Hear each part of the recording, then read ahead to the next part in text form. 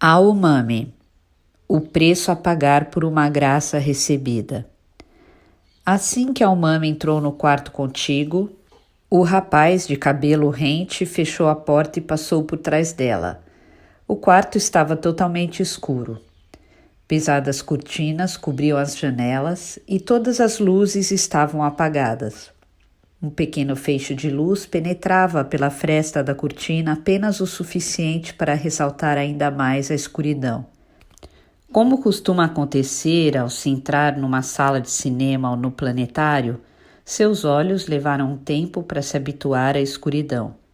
A primeira coisa que ela conseguiu ver foi o mostrador do relógio digital sobre uma mesa baixa.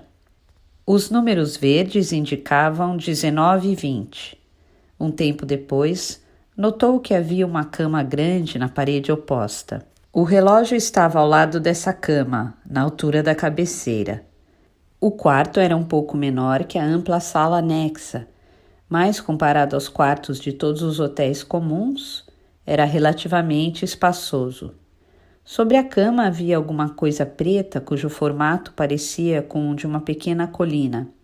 A umami precisou novamente aguardar um tempo para descobrir que essa forma de contorno indefinido, que não apresentava nenhum movimento e parecia sem vida, era o corpo de uma pessoa. Não se escutava sequer sua respiração. O único som audível era o da ventilação suave do ar-condicionado instalado próximo ao teto.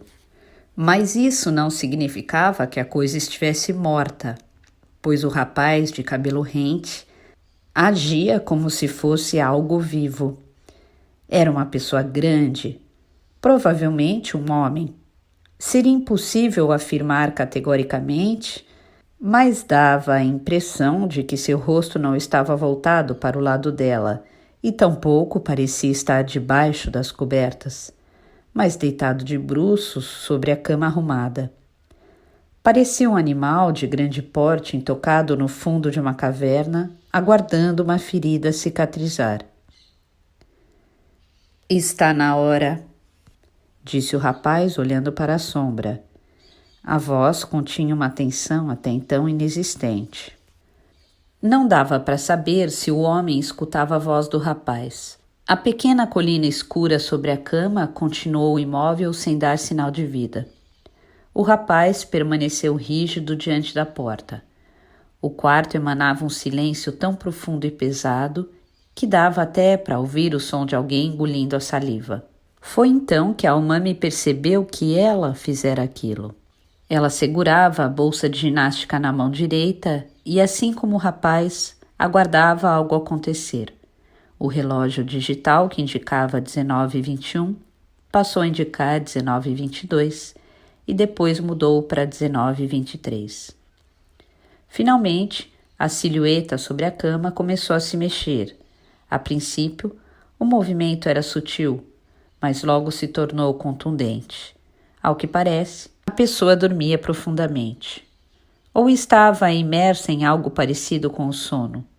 Os músculos e a consciência começaram a despertar e a parte superior do corpo ergueu-se lentamente. A sombra se endireitou na cama e sentou-se com pernas cruzadas. Sem dúvida é um homem, pensou a umami. Está na hora, disse novamente o rapaz de cabelo rente. O homem soltou uma grande quantidade de ar. Uma lenta e profunda respiração que parecia vir de dentro de um poço profundo. Na sequência, ele inspirou sonoramente. Parecia um vendaval passando ruidosamente por entre as árvores da floresta. Eram dois tipos de sons distintos que se alternavam intercalados por um longo intervalo de silêncio. Esse movimento rítmico e cheio de significado deixou a umami perturbada. Era como pisar em um local até então desconhecido. Era como, por exemplo, estar nas profundezas de uma fossa oceânica ou na superfície de um asteroide. Um local a que, de algum modo, é possível chegar, mas do qual jamais se pode sair. Seus olhos ainda não haviam conseguido se adaptar à escuridão. Podia enxergar somente até um certo ponto, e nada além disso. Naquele momento, a única coisa que seus olhos conseguiam captar era a silhueta escura do homem, e mesmo assim, não conseguia ver para que lado o rosto estava virado nem o que estaria vendo. A única coisa que dava para saber era que o homem era enorme e seus ombros se movimentavam lentamente para cima e para baixo no ritmo de sua respiração. Uma respiração que não era normal. Ela envolvia integralmente o corpo e possuía objetivo e função especiais. A omoplata e o diafragma se estendiam enormemente, marcados por um movimento de expansão e de extensão. Uma pessoa comum seria incapaz de respirar com tamanha intensidade. Era um tipo específico de respiração que só se atinge após um treino longo e rigoroso. O rapaz de cabelo rente continuava em pé ao lado de Almami, mantendo a postura ereta e o queixo levemente retraído. Ao contrário daquele homem sobre a cama, a respiração dele era curta e rápida. O rapaz procurava não chamar a atenção enquanto aguardava o término daquela série de respirações profundas. Respirações que pareciam ser uma prática cotidiana para a manutenção do corpo. Assim como o rapaz, Almami também aguardava a finalização daquele processo que parecia necessário para o homem despertar. Finalmente, tal qual uma enorme máquina que finaliza uma operação, a respiração diminuiu gradativamente. Os intervalos foram ficando cada vez maiores e, por fim, como a expulsar todo o ar contido nos pulmões, ele expirou longamente. De novo, um profundo silêncio preencheu o quarto. Está na hora, disse o rapaz de cabelo rente pela terceira vez. O homem moveu a cabeça lentamente. Parecia olhar o rapaz.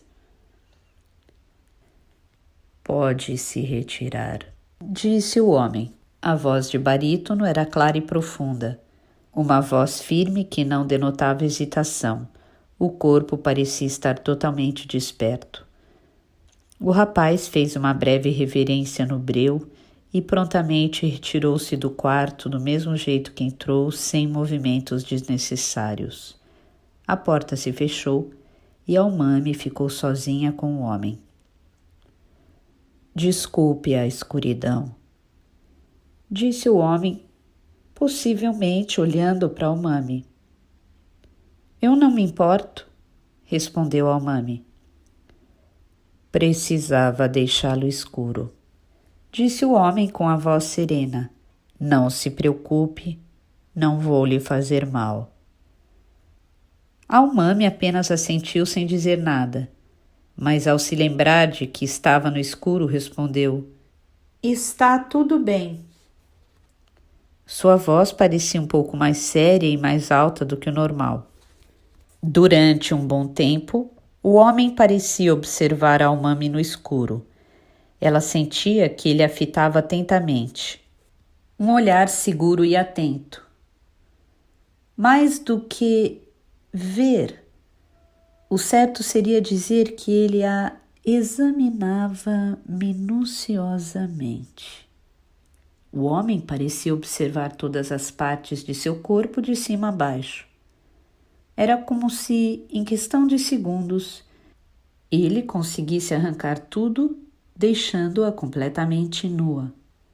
Um olhar que prescrutava para além da pele, adentando músculos, órgãos e, inclusive, o útero. Este homem consegue enxergar no escuro, pensou Almami. Ele consegue enxergar além do que os olhos podem ver. As coisas podem ser melhor vistas no escuro, disse o homem como se lesse os pensamentos de Almami.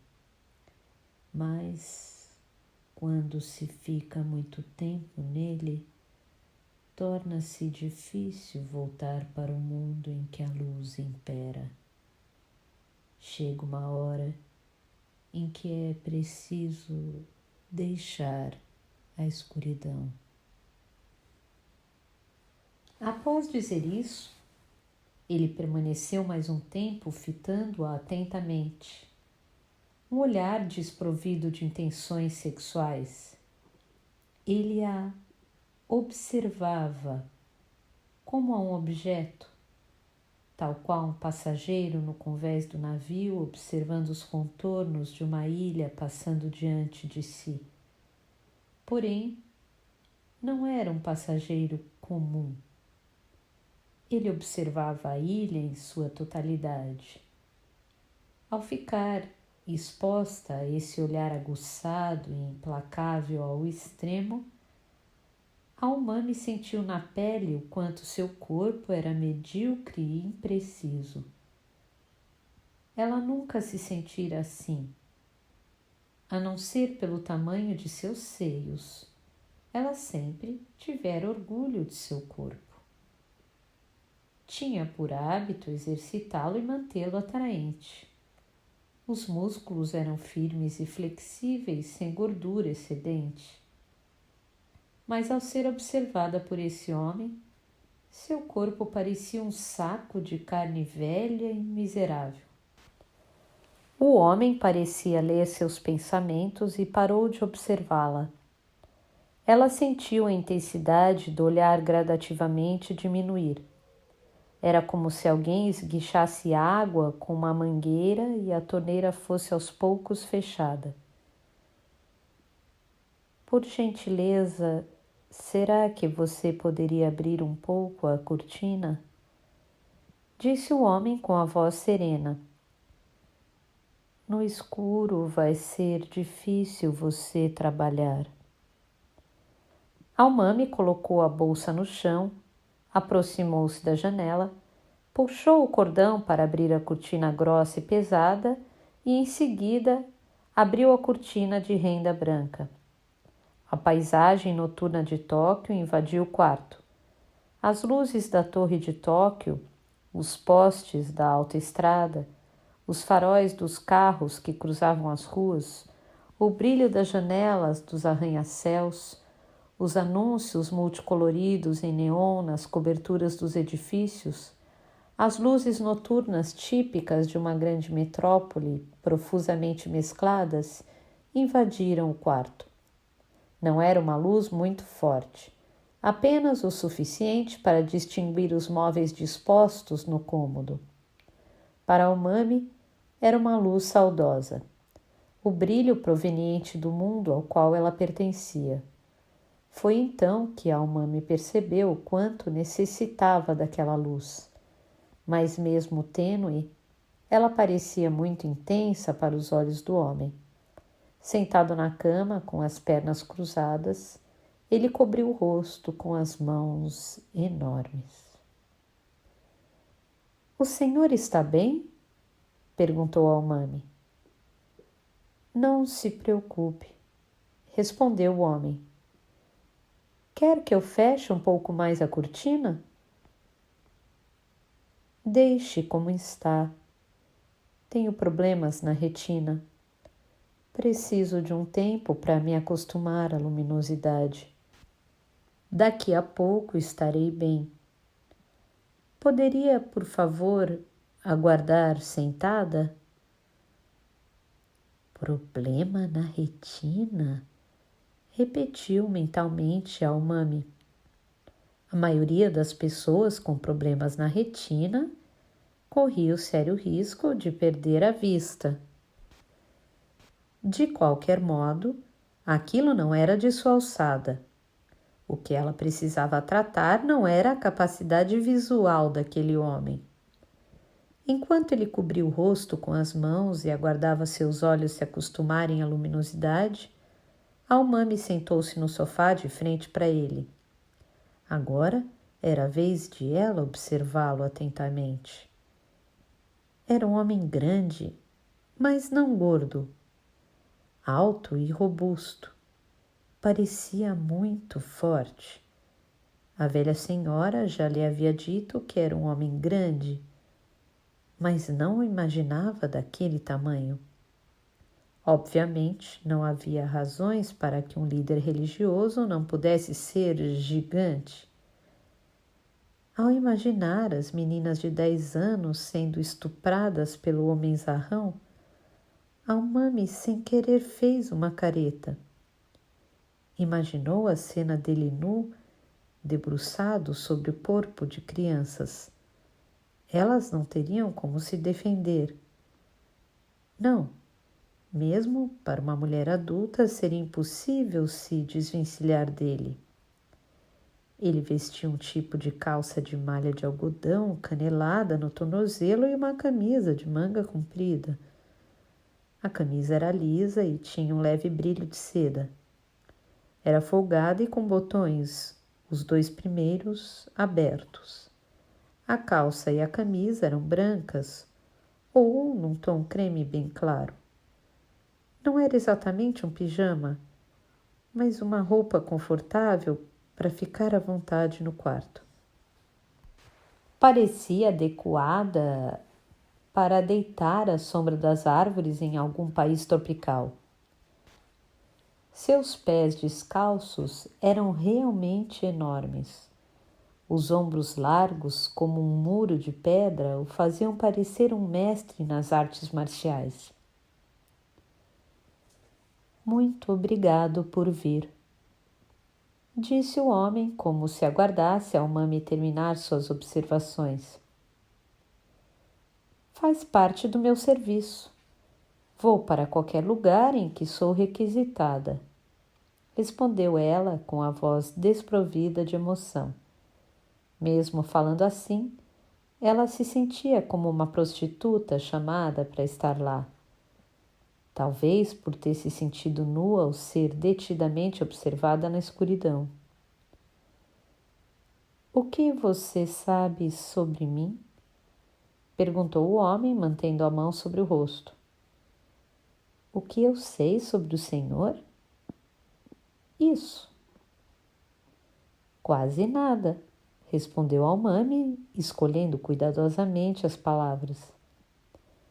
Nem mesmo sei o seu nome.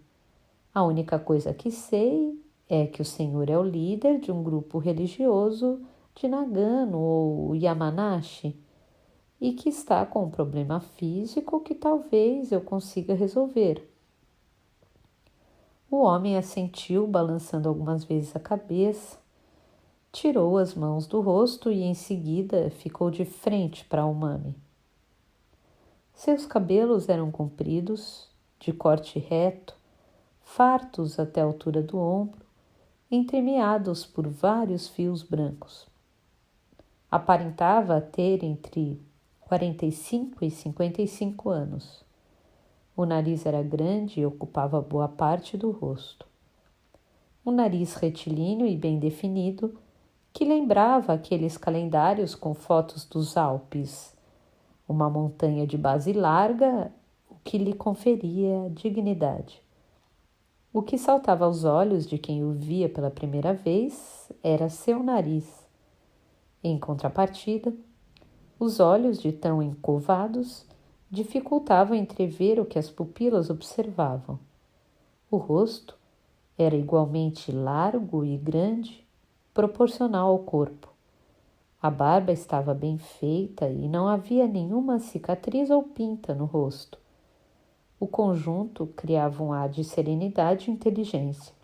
Porém, nesse rosto havia alguma coisa de especial, algo fora do comum, que não inspirava confiança.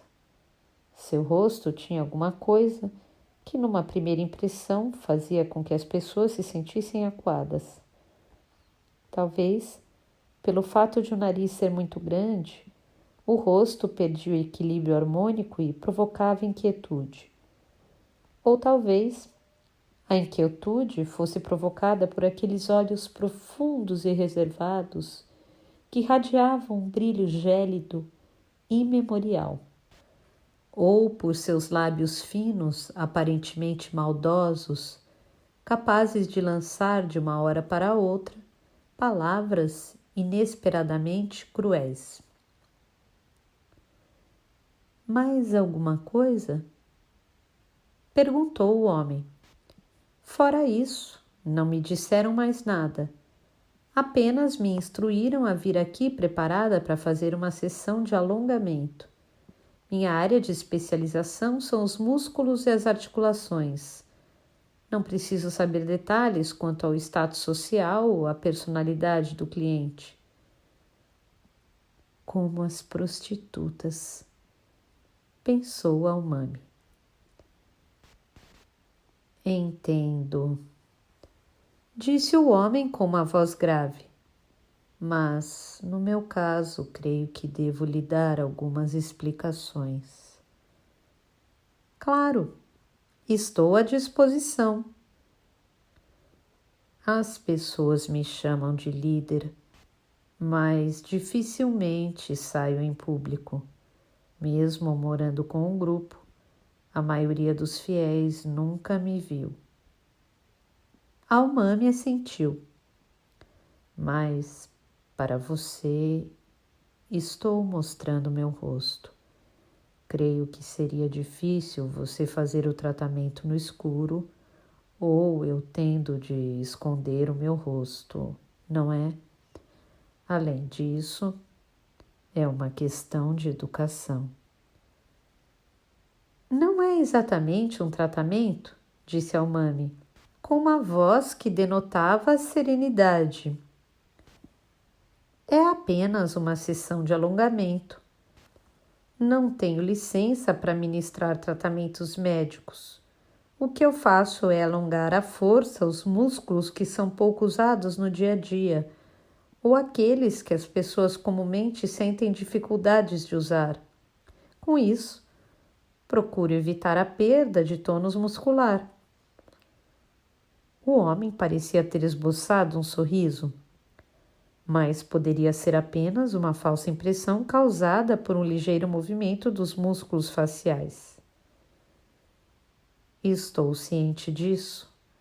Apenas usei o termo tratamento para agilizar a conversa. Não se preocupe.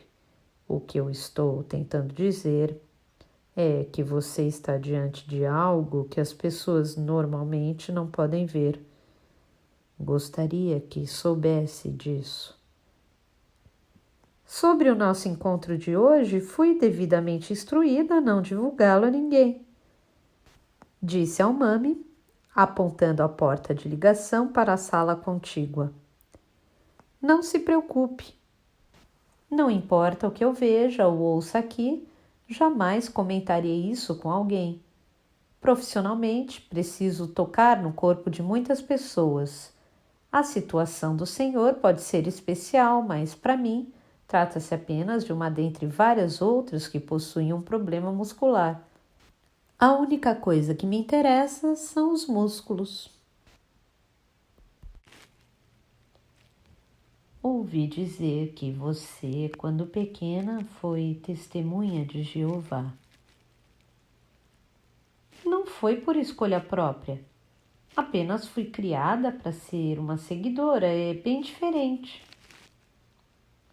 Realmente existe uma grande diferença, disse o homem, mas as pessoas jamais conseguem se distanciar da imagem plantada durante a infância. Para o bem ou para o mal, disse a Umami.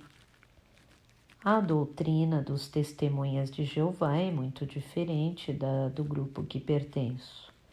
Na minha opinião, todas as doutrinas apocalípticas que pregam o fim do mundo são em maior ou menor grau uma fraude.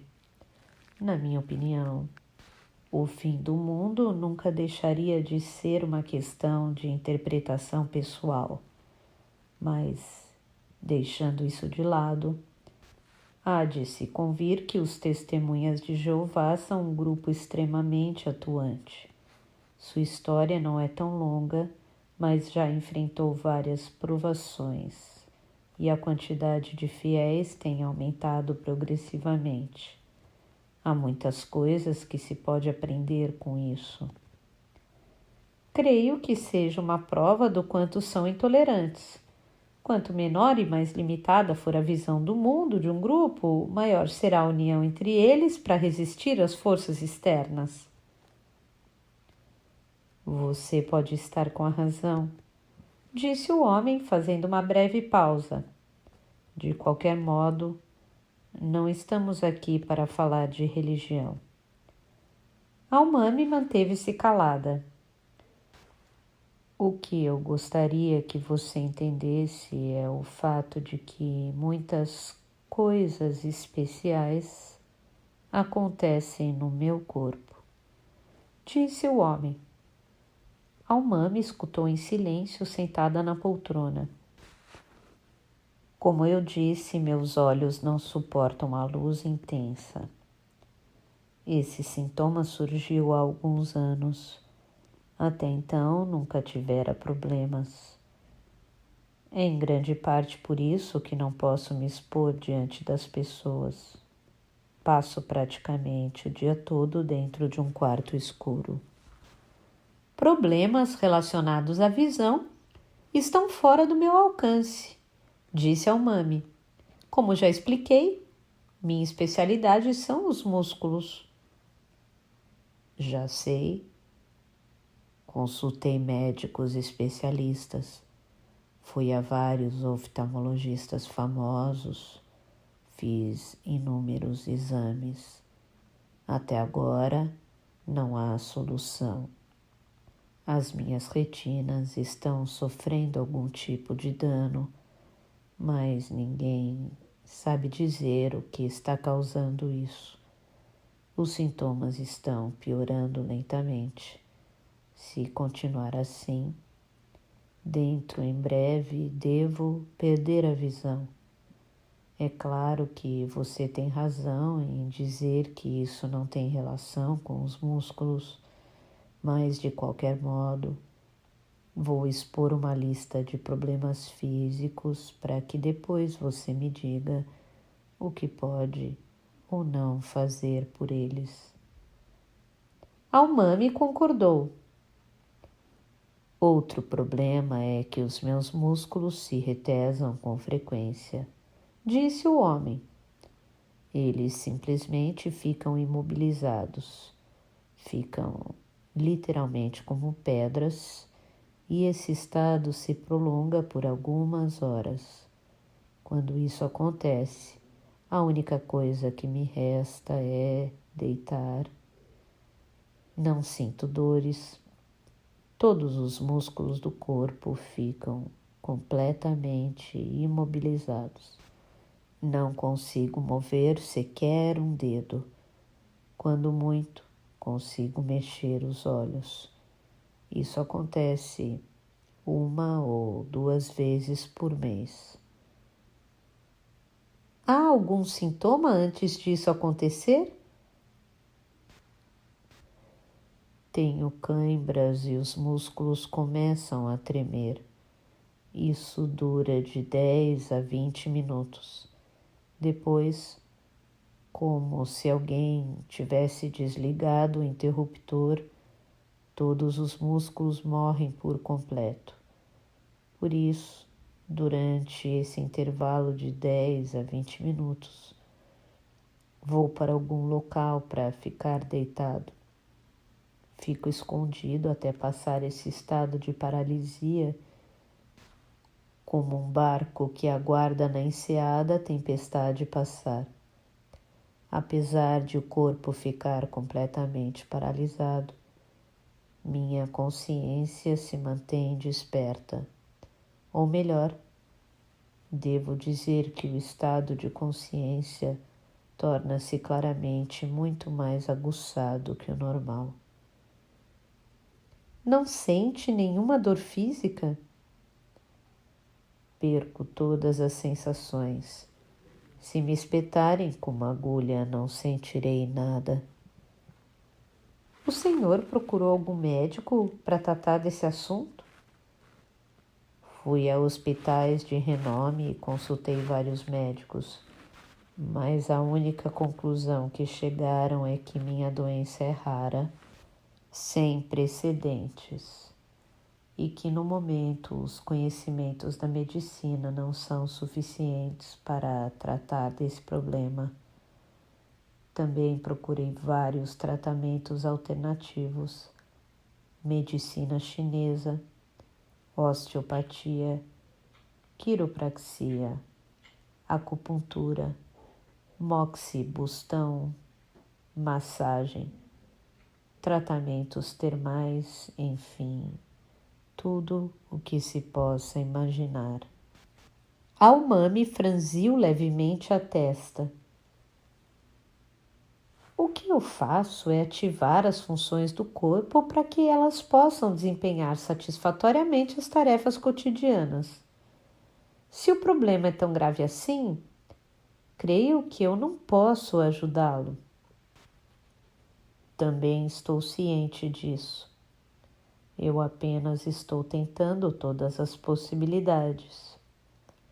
Mesmo que o seu jeito de trabalhar não dê resultados, não será culpa sua. Quero que faça o que você está acostumado a fazer. Quero ver como o meu corpo vai reagir. Almami imaginou o corpo enorme daquele homem num local escuro, deitado e completamente imóvel como um animal em hibernação. Quando foi a última vez que ocorreu essa paralisia? Faz 10 dias, respondeu o homem. E tem mais uma coisa que me deixa constrangido de dizer, mas acho melhor deixá-la informada. Por favor, não faça cerimônia. Durante esse estado de morte aparente, fico o tempo todo em ereção. Almami franziu ainda mais a testa.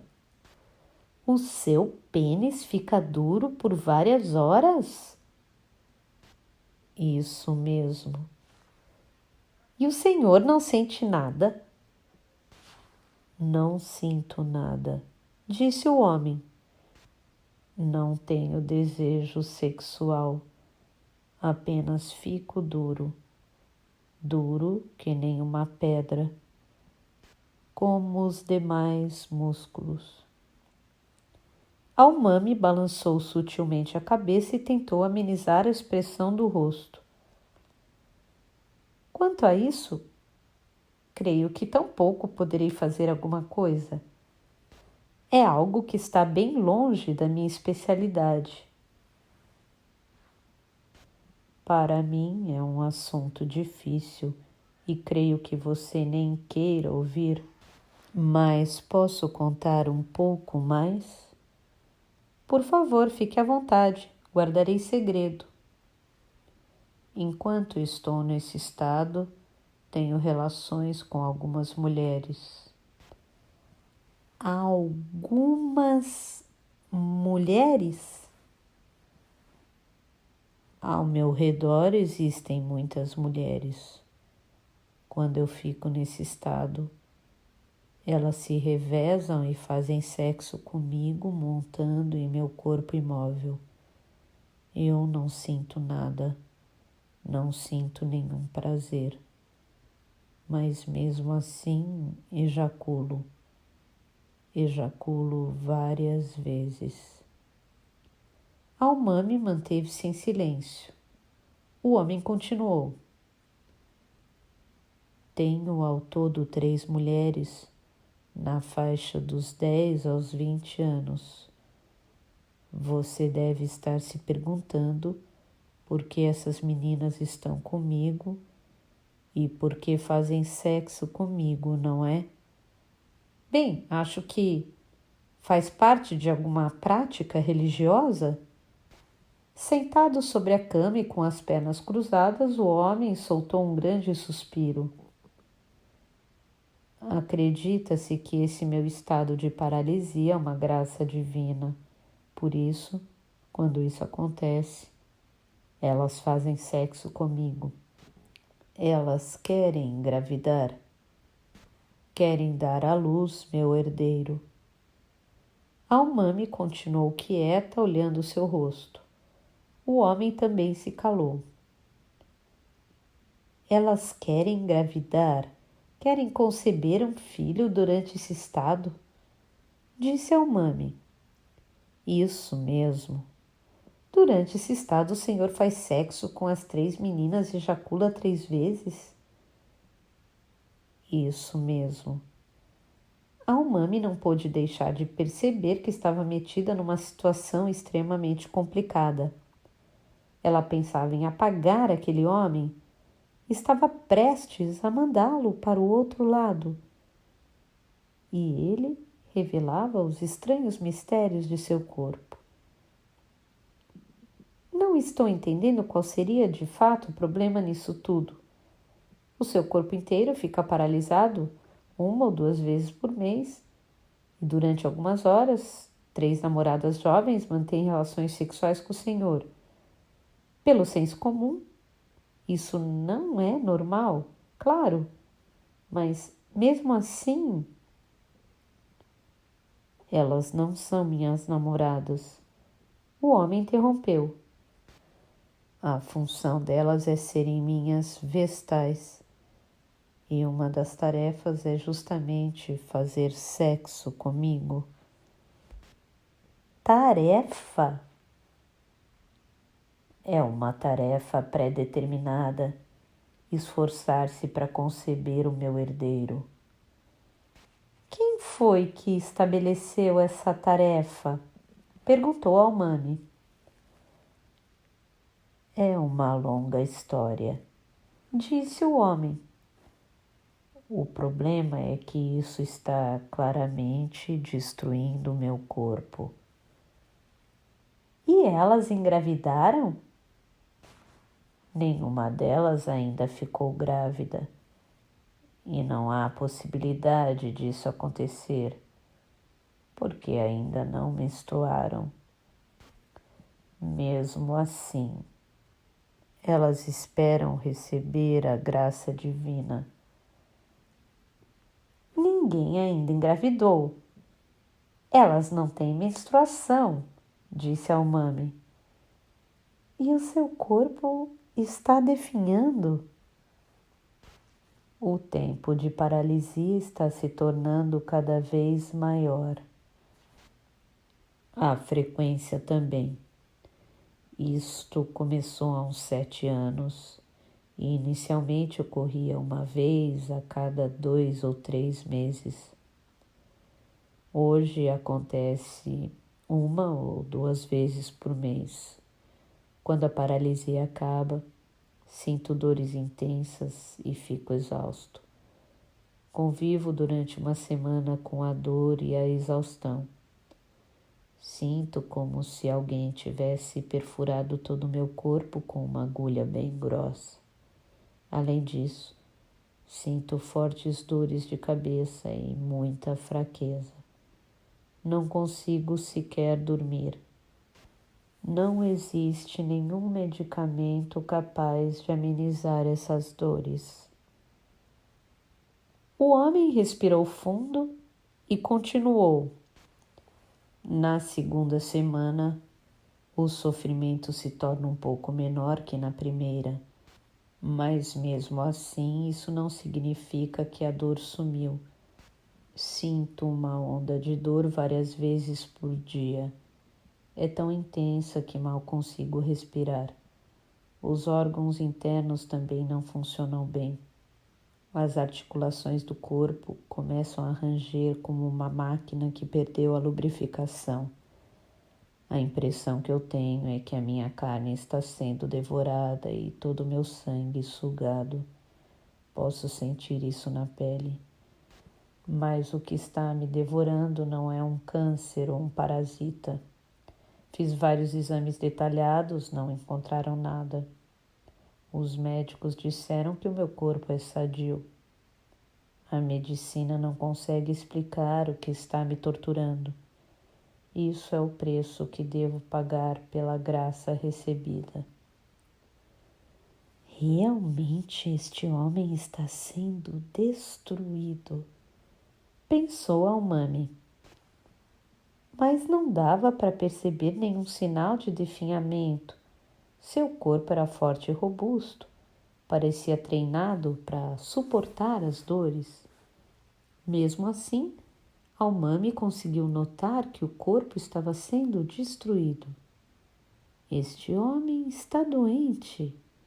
Não sei que tipo de doença ele tem, mas com certeza, mesmo que eu deixe de fazer o serviço, ele vai acabar morrendo com a destruição gradual de seu corpo, consumido pelas intensas dores, pensou Almami. Não se pode interromper o avanço, disse o homem como se lesse o pensamento de Almami. Serei devorado até os ossos e morrerei imerso em dor, e eles vão apenas jogar fora um veículo que perdeu a utilidade. Eles? Perguntou Almami. Quem são eles? Estou me referindo a essa coisa que devora minha carne, respondeu o homem. Mas vamos deixar esse assunto de lado. Agora o que eu preciso é diminuir, ainda que apenas um pouco, essa dor que sinto. Mesmo que não seja uma solução definitiva, preciso tentar. É uma dor insuportável. Às vezes, em certos momentos, a dor atinge um grau tão profundo que é como se estivesse conectada ao centro da Terra. É um tipo de dor que ninguém conseguiria sequer imaginar. Essa dor roubou de mim muitas coisas, mas em compensação me ofereceu muitas outras. Ao se receber uma dor especialmente profunda, recebe-se também uma graça profunda. Mas isso não significa que a dor se torne menor ou que se possa evitar a destruição. Após dizer isso, um silêncio pesado preencheu o ambiente. Almami finalmente conseguiu retomar a palavra. Me desculpe por ser repetitiva, mas acho que, diante do problema exposto, não posso fazer quase nada, tecnicamente falando, especialmente se isso é o preço a pagar por uma graça recebida. O líder corrigiu a postura e fitou Almami com seus pequenos e profundos olhos glaciais. Depois, disse com seus lábios finos e compridos: Não, você pode sim fazer algo. Algo que somente você pode fazer. Espero que o senhor tenha razão. Eu sei, disse o homem. Sei de muitas coisas. Se você concordar, podemos começar. Isso que você está acostumada a fazer. Vou tentar, disse Almami. Sua voz estava tensa e vazia. Fazer o que estou acostumada? Pensou Almami.